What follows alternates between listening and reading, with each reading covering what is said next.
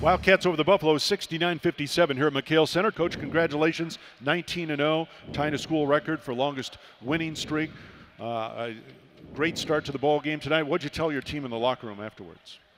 Well, you know, obviously we're excited. We won the game, and we did some really good things. You know, individual players, you always like to point out great performances. You know, I thought that Aaron Gordon, Brandon Ashley, and Nick Johnson all really did an excellent job. You think about 6 for 12, 6 for 7, 7 for 14. Caleb, in playing through foul trouble, had 8 really important rebounds, did an excellent job defending. And some other guys did some good things as well.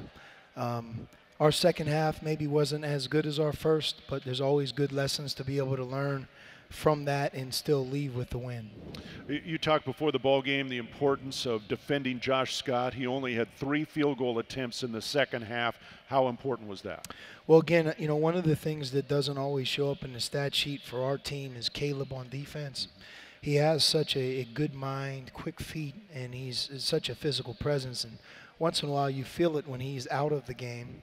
But he anchors our defense, and he did another great job. I'm disappointed he didn't get into double figures. It would have been great to see him be a double-figure scorer and also play the defense that he did. You know, Ryan and I were talking before you got here about 8 steals tonight, and one thing we've seen grow out of your team defensively is more and more steals as the season has gone on. We know about the on-ball defense.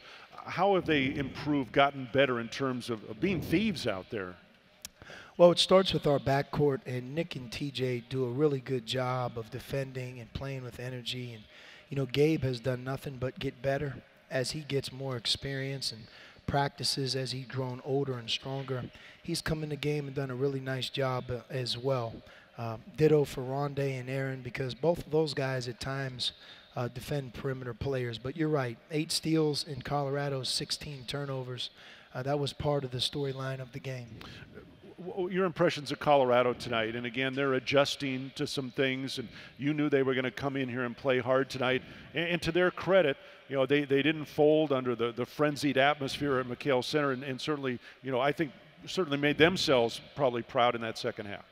You know, they have a really, really good coach and staff, and they have some talented players. When you lose somebody like Spencer Dinwiddie, I don't care what team it is, you lose your best player and somebody who I believe will play in the NBA for a long time. You don't just all of a sudden wave a wand and say we're as good. But they have some young players that will develop. They're really good in transition. I believe they're the first team we've played against that we did not out-rebound. You know, it was 32-32. And that's one thing we talked about after the game. That's such an important strength of ours. We're going to have games where we go 3 for 15 from 3, but we cannot have games where teams start to rebound with us, because that's our strength.